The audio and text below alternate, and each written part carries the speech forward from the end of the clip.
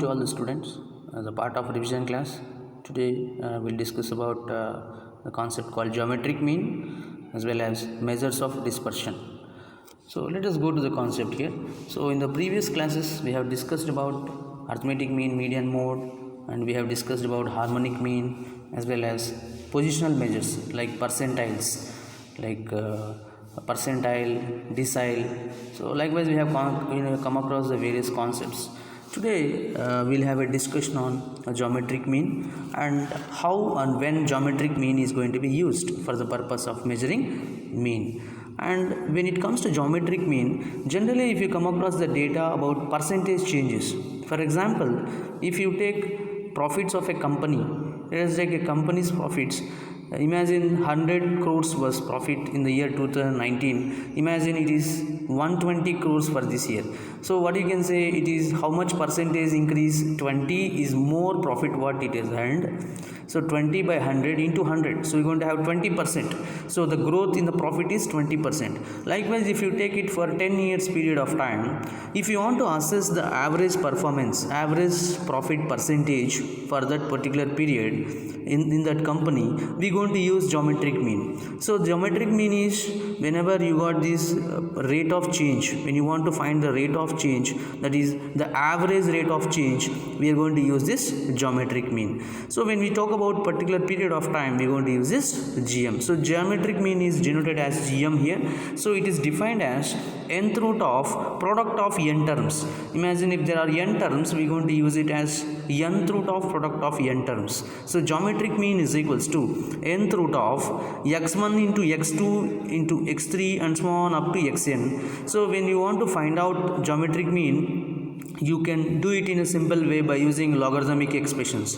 So with the logarithmic equations, we can go for finding the solution in easy way, because nth root, it is a difficult thing to find out 10th root or 15th root. So it is better to have this method called using of logarithms. So applying log on both sides, just let me explain how this formula will arise. So log GM is equals to, so log of, it is nth root means whole to the power of n, 1 by n we can write. So log of x1, x2, x3 and so on xn whole to the power of 1 by n. So this is in the form of log a power m, we can write it as 1 by n log of x1, x2, x3 and so on xn. So where log x1, x2, x3, that means product can be written as, separated as log x1 plus log x2 plus log x3 plus and so on log xn by n, because log ab, we can use the formula log ab is log a plus log b. So we're going to write like this.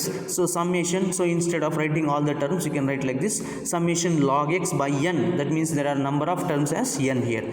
So now this is log GM actually. So we are supposed to find GM, that means geometric mean is equals to, when you send this log to other side, that is anti-log of summation log x by n, anti-log of summation log x by n. So now if you see this, we can write the formula for the different data in a different way. So when you talk about only observations, geometric mean can be written as anti-log of summation log x by n, because the number of observations are n here and observations are given, so directly we can find. So in case if there is a discrete series is given, we know that discrete series is for every observation there will be corresponding frequency. So discrete series GM is equals to anti-log of summation f into log x by n, log xn by n here, because n is total number of frequency and f indicates the corresponding frequency of that particular observation. So likewise f log xn by n, that is what we are supposed to calculate. Now case 3, we can see continuous series, either may be inclusive or exclusive.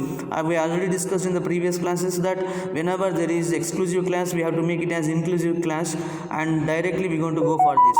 So what we are going to consider here is, we are going to take the mid values of each class, because it is a class and observations will be given. So GM is equals to anti-log of summation f log m by n, that is m means f log m divided by n, that means m is mid value of the each class.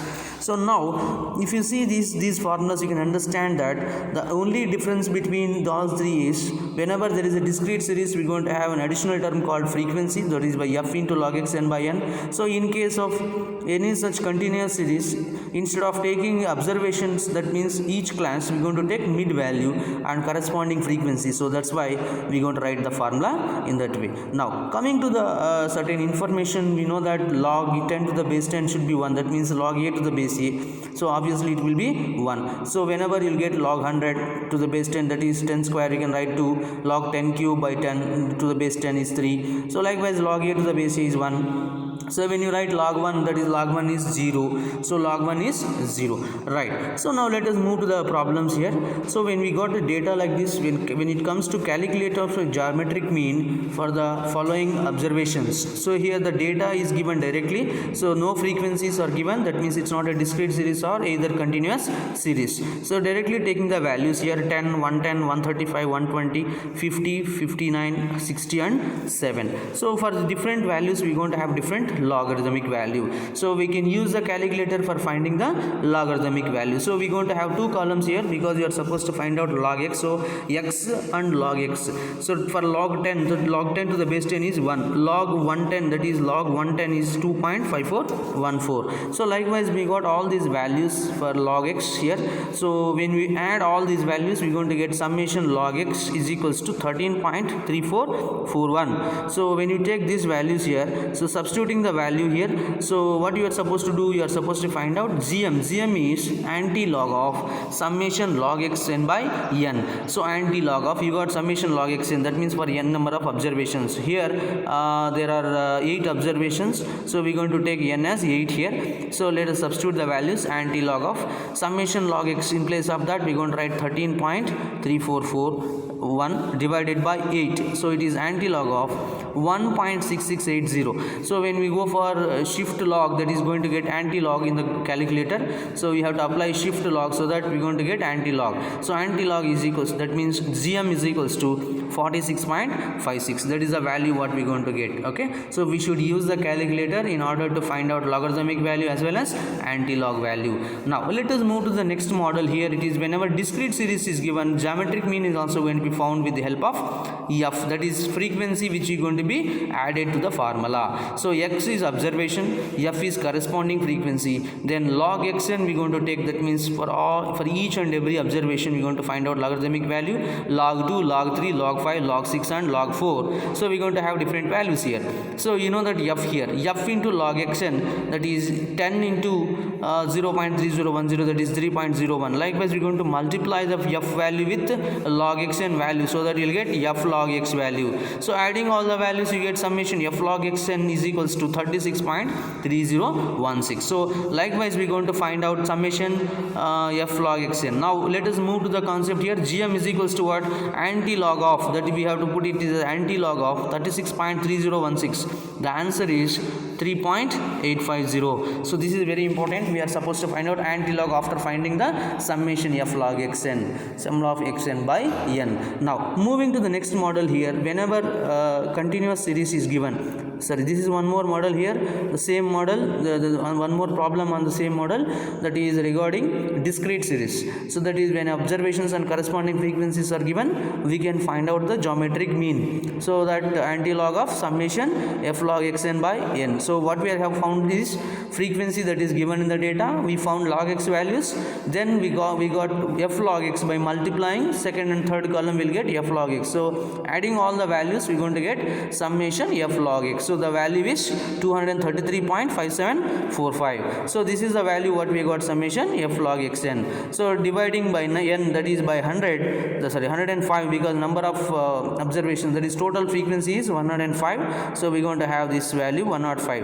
So the value is z is equals to, that means geometric mean gm is equals to 2.2245. Now moving to the next model, that is whenever class interval is given, that is class distribution is happening, so you're going to take this as a continuous series. Why it is a continuous series? We know that the upper limit of first class is becoming the lower limit of immediate class, so it will be repeated. So there is this side of a class is called as inclusive class. So in case if there is exclusive class, we should make it as inclusive class. Now moving to this, here the things are same like class interval. We're going to take the frequency, that is corresponding frequency given in the problem, then we are supposed to find out the mid values of each class. So mid values of each class we're going to find out with with that, then we're going to find out logarithmic value of mid values. Earlier we were finding for each observation, now we are supposed to take it for mid values. Now f log x, f log mn, that is f into, that means 5 into, you're going to get log value here 1.1761. So the value is 5.8805. So likewise we're going to find out the summation value, that is summation f log mn, that is 61.555. So either you can take for 2 decimal positions or 3 decimal positions, and z is equals to, that is anti-log of summation f log mn by n, that is anti-log of 61.55541, that is number of frequency is, total frequency is 41. So substituting the value, anti-log 1.5013, the value is 31.72. Again I am repeating how to calculate with the help of calculator. With the help of calculator you can find out the logarithmic value directly by using the button log, and in case of anti-log we are going to use shift log, so that we are going to get anti-log value for the given calculation. Now let us move to the next concept, that is measures of dispersion or measures of deviation. We also call it as deviation. So when you talk about the data in the earlier concept, when we are talking about average, it is the value and the value over the which the total data is getting concentrated, that is what we call it as average value. So average values generally represent the whole data, so the characteristics of data is going to be explained with the average value. But at the same time, when we want to know about how far the data is getting scattered and how far the data is getting dispersed, from that central value we are going to use this dispersion. So we got various methods to measure this dispersion.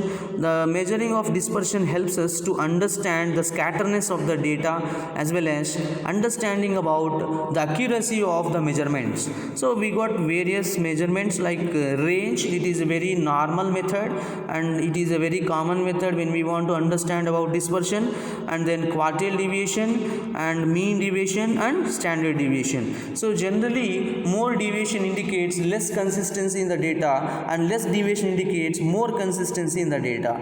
With the help of range we can easily understand that how far the data is getting distributed from lower level to lowest value to the highest value. Now let us go to the simple calculation like range, first measurement. So range is what? It is the difference between the smallest of the value and the largest value in the particular data.